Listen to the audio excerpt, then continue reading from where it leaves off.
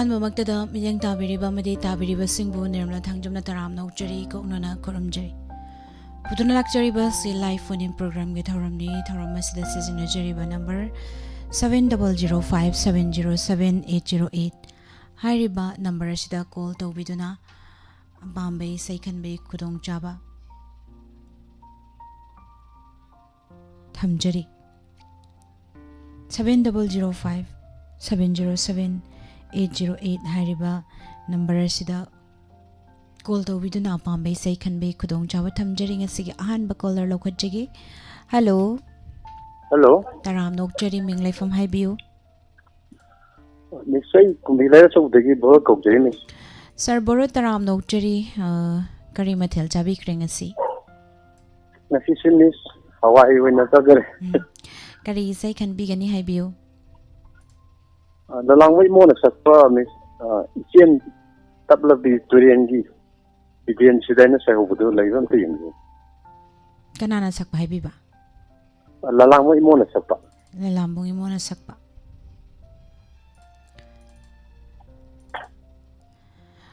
ꯂꯂꯥꯝꯕꯨꯡ ꯏꯃꯣꯅ ꯁꯛꯄ ꯏꯁꯩ ꯃꯌꯦꯛꯇꯣ ꯑꯃꯨꯛꯇꯪꯒ ꯍꯥꯏꯕꯤꯌꯨ ꯏꯆꯦꯟ ꯇꯞꯂꯕꯤ ꯇꯨꯔꯦꯟꯒꯤ ꯏꯕꯦꯟꯁꯤꯗ ꯍꯤꯍꯣꯟꯕꯤ ꯅꯪꯕꯨ ꯈꯧꯔꯥꯡꯅ ꯉꯥꯏꯖꯔꯤ ꯍꯥꯏꯕ ꯏꯁꯩꯗꯨꯃꯛꯇꯤ ꯂꯥꯏꯕ꯭ꯔꯦꯔꯤꯗꯀꯣ ꯌꯥꯎꯖꯗ꯭ꯔꯦ ꯑꯗꯣ ꯌꯨꯇ꯭ꯌꯨꯕꯇ ꯀꯔꯤꯗ ꯐꯪꯕ꯭ꯔꯥ ꯍꯥꯏꯕꯗꯤ ꯌꯦꯡꯖꯒꯦ ꯏꯆꯦꯟ ꯇꯠꯂꯕ ꯑꯣꯖꯥ ꯑꯃꯨꯛꯇꯪꯒ ꯍꯥꯏꯕꯤꯌꯨ ꯏꯆꯦꯟ ꯇꯠꯂꯕ ꯀꯔꯤ ꯍꯥꯏꯕꯤꯕ ꯏꯆꯦꯟ ꯇꯞꯂꯕ ꯇꯨꯔꯦꯟꯒꯤ ꯏꯕꯦꯟꯁꯤꯗ ꯍꯤꯍꯣꯟꯕꯤ ꯅꯪꯕꯨ ꯈꯧꯔꯥꯡꯅ ꯉꯥꯏꯖꯔꯤ ꯍꯥꯏꯕ ꯏꯁꯩꯁꯦ ꯌꯦꯡꯁꯤ ꯌꯨꯇ꯭ꯌꯨꯕꯇꯁꯨ ꯐꯪꯕ꯭ꯔꯥ ꯍꯥꯏꯗꯨꯅ ꯑꯗꯨꯕꯨ ꯐꯪꯗ꯭ꯔꯦ ꯑꯇꯣꯞꯄ ꯏꯁꯩ ꯑꯃ ꯈꯟꯕꯒꯤ ꯈꯨꯗꯣꯡꯆꯥꯕ ꯂꯩꯒꯗ꯭ꯔꯥ ꯃꯤꯁ ꯑꯗꯨ ꯑꯣꯖꯥ ꯁꯩꯁꯛꯄ ꯑꯁꯤꯃꯛꯇꯤ ꯑꯝꯇꯪ ꯍꯥꯏꯖꯔꯒꯦ ꯑꯗꯨꯉꯩꯒꯤ ꯆꯥꯟꯅꯗꯤ ꯉꯁꯤꯒꯤꯅ ꯂꯝꯂꯥꯟꯕꯤꯅ ꯁꯩꯍꯧꯕ ꯑꯩꯈꯣꯏ ꯅꯔꯦꯟꯗ꯭ꯔ ꯅꯤꯉꯣꯝꯕꯒꯤ ꯃꯌꯦꯛꯇ ꯑꯃꯇꯪ ꯂꯩꯕ ꯌꯦꯡꯕꯤꯌꯨ ꯂꯩꯔꯦ ꯑꯣꯖꯥ ꯑꯗꯣ ꯀꯅꯥ ꯀꯅꯥ ꯇꯥꯃꯤꯟꯅꯒꯅꯤ ꯍꯥꯏꯕꯤꯌꯨ ꯃꯤꯁ ꯋꯥꯍꯣꯡ ꯔꯦꯗꯤꯑꯣꯕꯨ ꯇꯥꯕꯤꯔꯤꯕ ꯄꯨꯝꯅꯃꯛꯀ ꯑꯗꯨꯝ ꯇꯥꯃꯤꯟꯅꯖꯔꯒꯦ ꯃꯤꯁ ꯊꯥꯒꯠꯆꯔꯤ ꯏꯁꯩ ꯈꯨꯗꯣꯜ ꯇꯝꯖꯒꯦ ꯃꯌꯥꯝ ꯄꯨꯟꯅ ꯇꯥꯃꯤꯟꯅꯁꯤ ꯊꯦꯡꯛ ꯌꯨ ꯃꯤꯁ ꯋꯦꯜꯀꯝ ꯄꯥꯝꯖꯕ ꯒꯨꯂꯥꯞꯇꯣ ꯊꯦꯠꯂꯤꯕꯔꯥꯅꯦ ꯁꯝꯖꯤꯗ ꯃꯣꯃꯣꯟ ꯃꯤꯅꯣꯛꯇꯣ ꯍꯣꯡꯗ꯭ꯔꯤꯕꯔꯥ ꯉꯁꯤꯁꯨ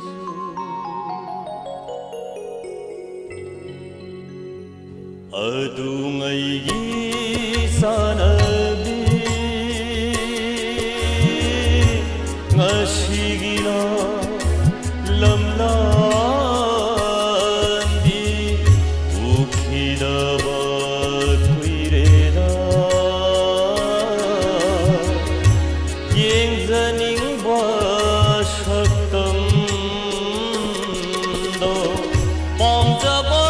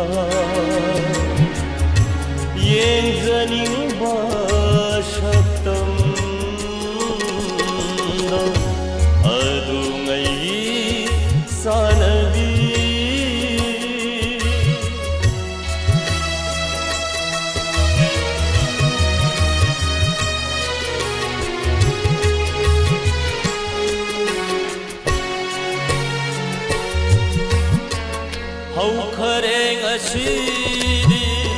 ꯌꯧꯕꯟꯒꯤ ꯄꯨꯟꯁꯤ ꯅꯛꯁꯤꯟꯅꯕ ꯌꯥꯔꯔꯣꯏ ꯄꯨꯟꯁꯤꯁꯤꯃꯒꯤ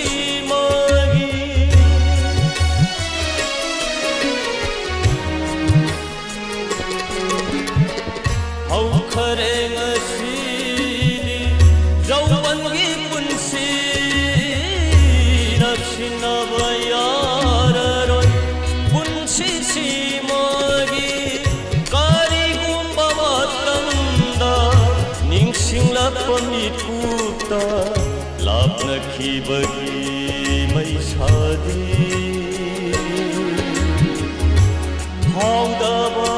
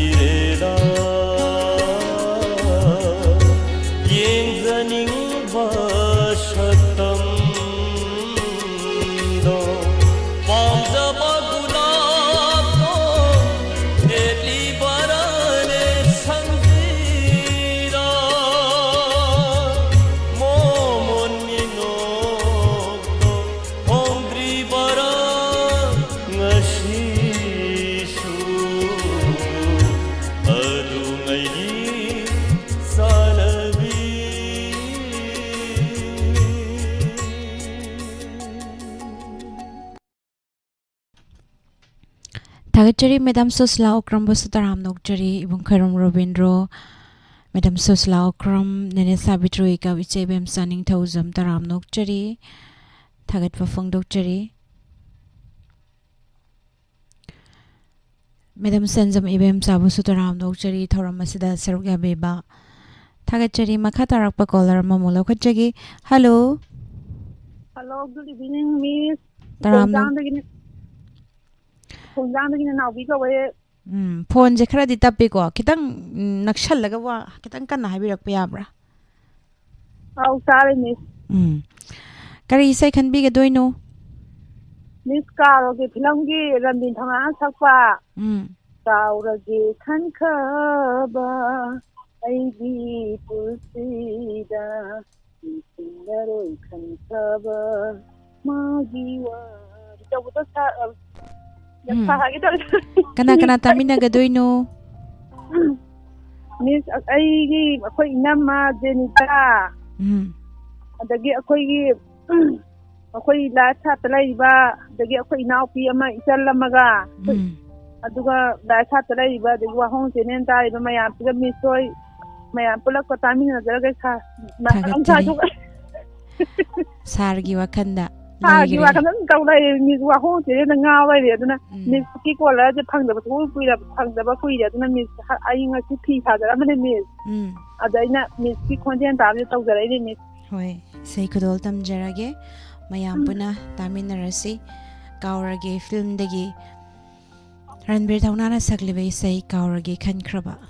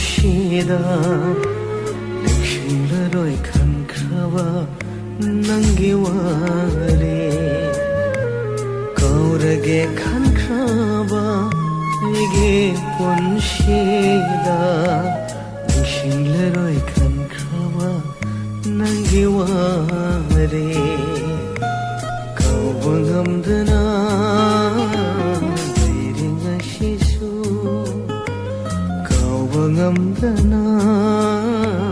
lay ring asisu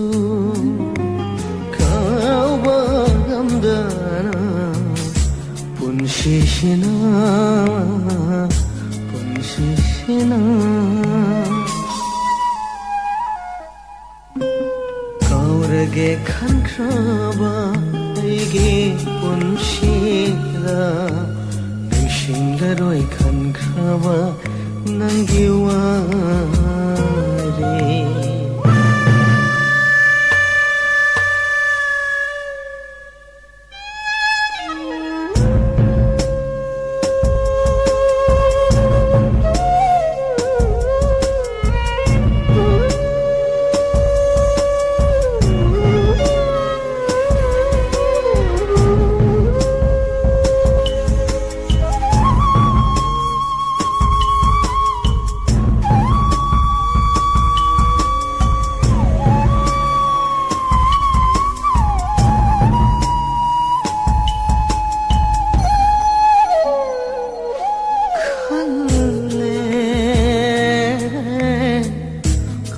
Roy nangi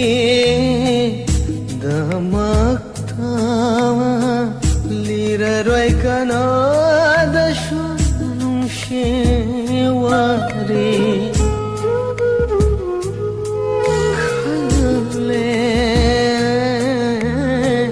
kapla roy amu nangi dama lira roy kanada nung shiwali adubu pirang tama jon halle thamoy adubu pirang tana jon halle thamoy khang bangam draba aingona kaurage khankraba aige punshira nishinglaroy khankhrawa nangi wari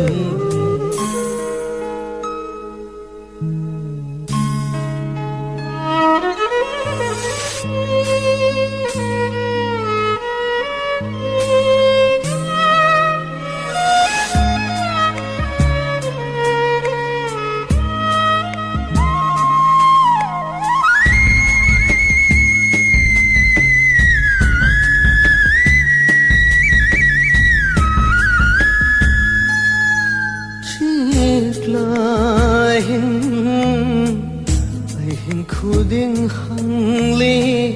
katana nangbu karam na leli hamoy shina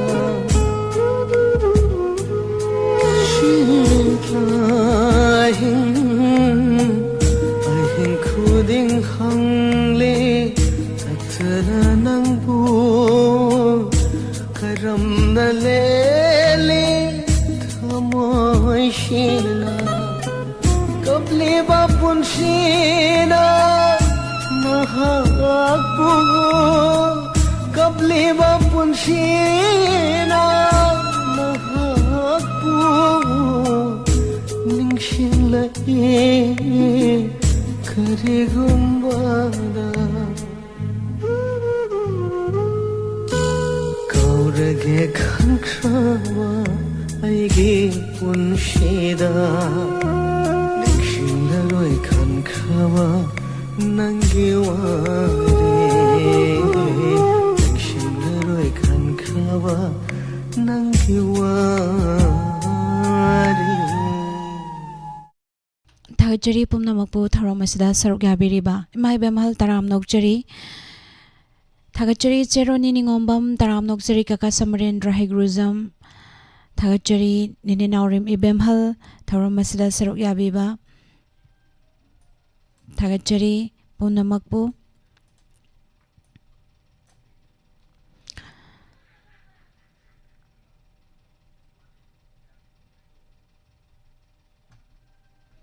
Pabung Jainta Kumar Thoksom, good evening, Taram Nokchari. Makatarakpa Kolaramung Lokachigi, hello. Hello. Taram Nokchari Ming Life from Highview. Hello, hello, Imam Emsa Taram Nokchari Kari say can be gadoing to Highview. Now, when it's up, let me be thanking you. Now, where's the woman that have you? Nauboyna sakpa ama hekta thabir'oba. ꯑꯧ Ado imana apamba isay mayekto haidragadi kamain thadoino. ꯀꯩꯅꯣ ꯅꯥꯎꯕꯒꯤ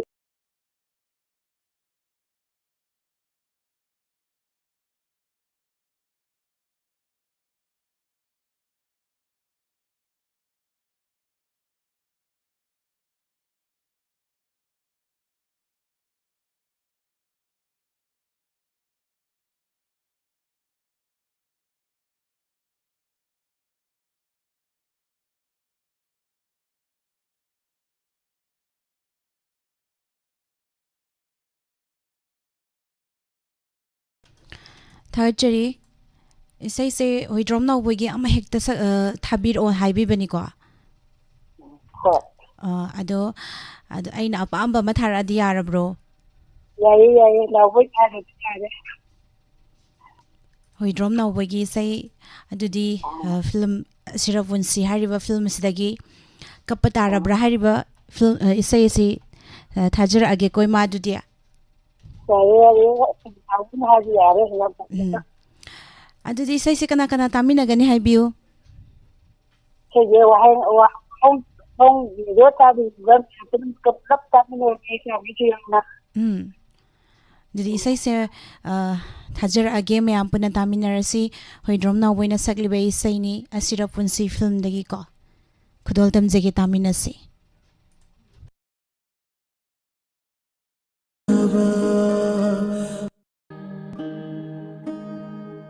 Layman chaluraba aigi thamo yening hulle khanna harau jaruba Layman chaluraba aigi thamo yening hulle khanna harau jaruba nongdam bana tambiram re aigi panthu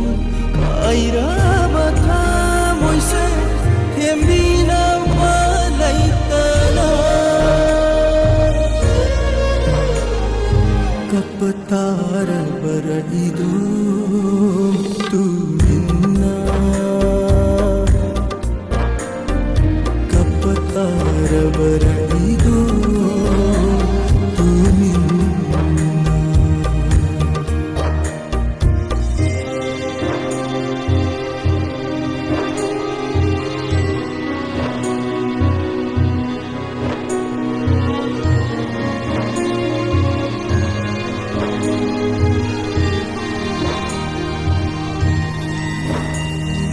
Nakutna lengzaba kundo pare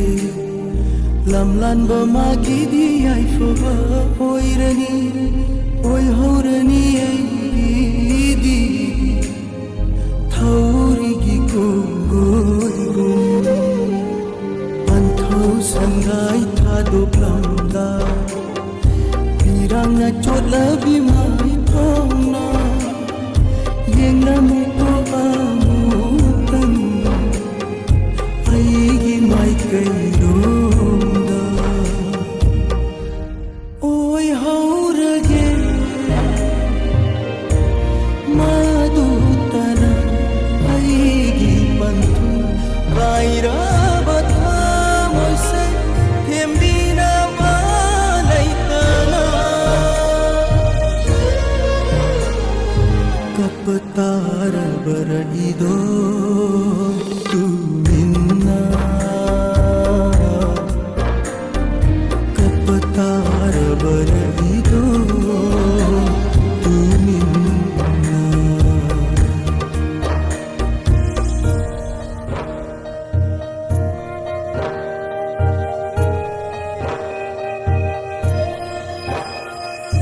ichit gulawa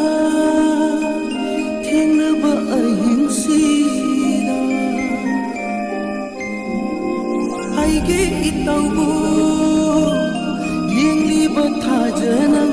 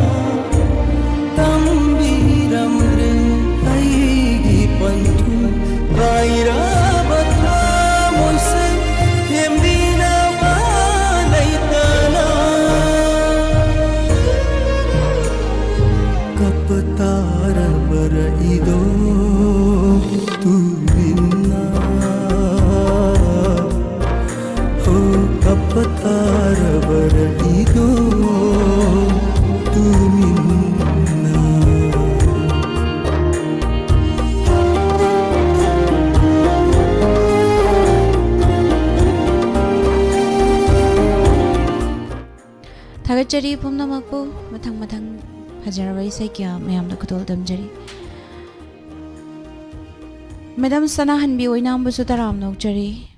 ꯊꯧꯔꯝ ꯑꯁꯤꯗ ꯁꯔꯨꯛ ꯌꯥꯕꯤꯔꯛꯄ ꯅꯤꯂꯀꯥꯟꯇ ꯏꯃꯥ ꯊꯧꯕꯥꯜ ꯇꯣꯝꯕꯤ ꯂꯣꯏꯇꯣꯡꯕꯝꯕꯨꯁꯨ ꯇꯔꯥꯝꯅ ꯑꯣꯛꯆꯔꯤ ꯃꯈꯥ ꯇꯥꯔꯛꯄ colour ꯑꯃ ꯂꯧꯈꯠꯆꯒꯦ hello Hello. ꯇꯔꯥꯝꯅ ꯑꯣꯛꯆꯔꯤ ꯃꯤꯡ ꯂꯩꯐꯝ ꯍꯥꯏꯕꯤꯌꯨ Ijanina Chandrakondagi Nazavi Kawe. ꯏꯃꯥ ꯆꯥꯎꯕꯤ ꯇꯔꯥꯝꯅ ꯑꯣꯛꯆꯔꯤ ꯀꯔꯤ ꯏꯁꯩ ꯈꯟꯕꯤꯒꯗꯣꯏꯅꯣ Akoi Kari Yarbo Tambanogi ꯌꯥꯏꯔꯤꯄꯣꯛ ꯊꯝꯕꯥꯜꯅꯨꯒꯤ ꯀꯔꯤ ꯏꯁꯩ ꯑꯣꯏꯕꯤꯔꯕꯅꯣ Som Nango U Kaibati Makoninam Kaiba Tadana Pushalay. ꯌꯥꯏꯔꯤꯄꯣꯛ ꯊꯝꯕꯥꯜꯅꯨꯒꯤ ꯀꯔꯤ ꯏꯁꯩꯅꯣ ꯍꯥꯏꯕꯤꯌꯨ Hojika Jangamane Kaw Ulenday Kawande Ulenbagi Kainodana. Ita Manja Kada Salani Hadi Saido. ꯏꯇꯥ ꯃꯥꯟꯖꯀꯥꯗ ꯆꯠꯂꯅꯤ ꯍꯥꯏꯕ ꯏꯁꯩꯗꯨ ꯀꯅꯥ ꯀꯅꯥ ꯇꯥꯃꯤꯟꯅꯒꯗꯣꯏꯅꯣ Lasa Talaiba Wahomido Tavi Diamond TV and gave a Punamaka Tamina. ꯊꯥꯒꯠꯆꯔꯤ ꯏꯁꯩ ꯈꯨꯗꯣꯜ ꯇꯝꯖꯔꯒꯦ ꯆꯣꯡꯊꯥꯝ ꯀꯃꯂꯥꯅ ꯁꯛꯂꯤꯕ ꯏꯁꯩ ꯕꯤꯖꯦꯟꯇ ꯀꯨꯃꯥꯔ ꯁꯔꯃꯒꯤ ꯃꯌꯦꯛꯇ ꯅꯣꯡꯃꯥꯏꯊꯦꯝ ꯄꯥꯍꯔꯤꯅ ꯁꯩꯔꯥꯡꯕ ꯏꯁꯩ ꯈꯨꯗꯣꯜ ꯇꯝꯖꯒꯦ ꯇꯥꯃꯤꯟꯅꯁꯤ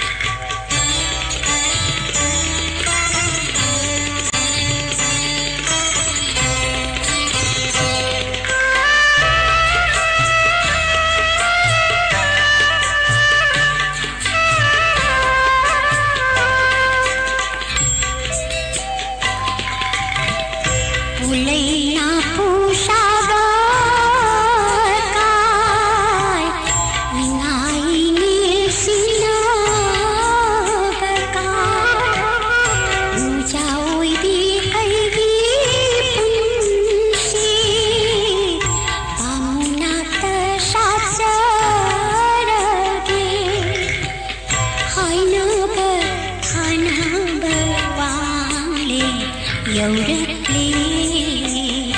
इता मांजकाद चटनी हैदी मांजकाद चटनी इता उड़ी रही इता तखेलई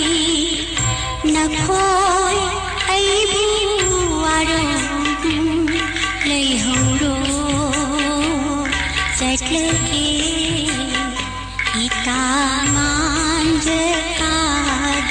चटनी ऐदी मांजकाद चटनी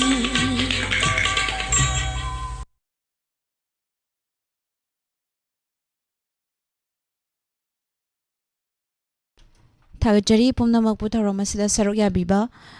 हन्ना थागतवा फोंदोकजरी बिना मेडम बिना बसु तराम नोकजरी बिना थौदाम थागतजरी मारानी ब्ला लैशांगथेम मनी चंद्र मोइरांगजा तराम नोकजरी नेने नावरम इबेम हल थागतवा फोंदोकजरी इचरोमिता सनशम तराम नोकजरी थौरम असिदा सरुक याबिरकपा माबिमोला कोनशम तराम नोकचरी बमचा सिंहा इबुंग बुशु तराम नोकचरी नाउ सुसला चुंखाम बुशु तराम नोकचरी थौरमसदा सरुक याबिरकपा मखा तारकपदा कॉलर अमम लौखटजगी असिगी अरोइबा कॉलर हाइबा तारे हेलो हेलो तराम नोकचरी मिंग लाइफम हाइबियु सरang pamaning lakan जरांगपाट मनिंग लैकाइदगी मिंग करी कौबिबगे ai ming na pramu kawe madam करी सही खनबीगदोइनो ai sai hoji ai haigibdo tainaram da ningsiban tawdo कना कना तामिनगदोइबा khoi stagi imanabi asa thonia thabalai tai thamba mani nage wahong radio tariba diamond tv tariba purna makka tamina jarage थागतजरी सही कदोल तमजगी मयाम पुना तामिनसी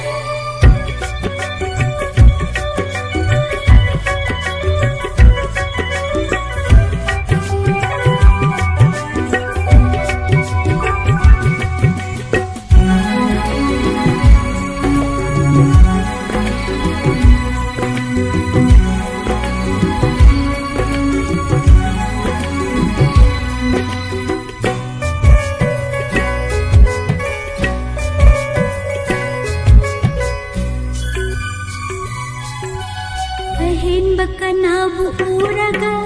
Mirae के खल्लब पुंशिबु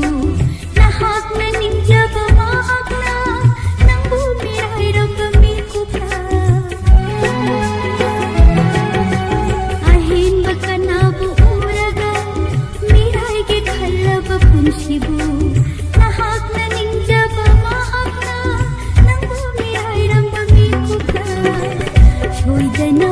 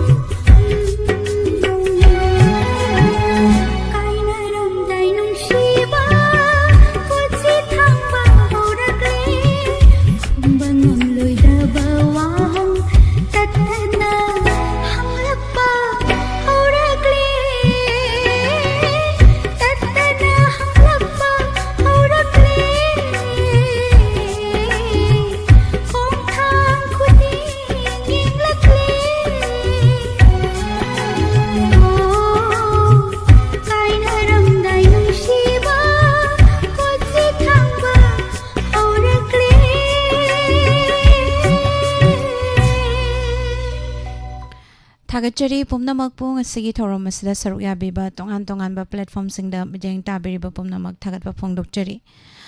makha tarak pada pungpham masida thamchari ba sumang lila amuk mayam puna mijeng taminasi thamjari ba thorom live phone in program matang achida luishin jari chani to lai taram nok chari ningthauzam thoiba taram nok chari nene indu oinam taram nok chari Tagachari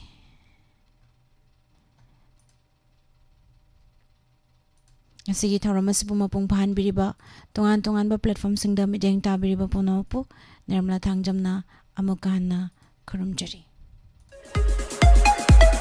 RR Learning Hub Langatel Laikom Bazar de Ladiba Residential Boarding Asigi Maikedi Nungairaba Paujel Pijari Handak Tahaido Kiba JNVST Nelauba Entrance Exam da Subnatagi Angang Tarani Choi Exam Thabagi Manungda Angang Ahum Percentage Siamna Wana Mai Panglakre Maramasina Adomadungi Isa Singbu Navodaya Sainik RMS RMC Chingba Entrance Exam Thaningba Amadi Angang Singbu Mari Makong Sengna Satna Nanabagi Damak Adongi Isa Singbu Nasing Asima Admission Tawio Akak Navasit Masing Karatamak Lojagani Ason Bangang Singidamak Ningtina Takwi Tambi Bahiraba Oza Singna Tongan be extra class Tawjari Lamasida Yamna Kang Hairaba Oza Singna Lamjing Lam Takpiri 24/7 CCTV camera Kupna monitor Tawduna Haribe Institute Asina Yeng Sinjari Navodaya Sainik Khaktanatana Adomadong Isa Isu Singna Mari Makong Singna Satna Nabagidama Mafam Asida boarding Amadi Day boarding Khudong Saba Supizari Akupa Marul Gidama 962-5079-805 Loinana 700-55-182-69 Hariba number Asida call to Viduna Akupa Marul Kambiu Kaubiraganu RR Learning Hub Langatel Laikom Bazar A residential boarding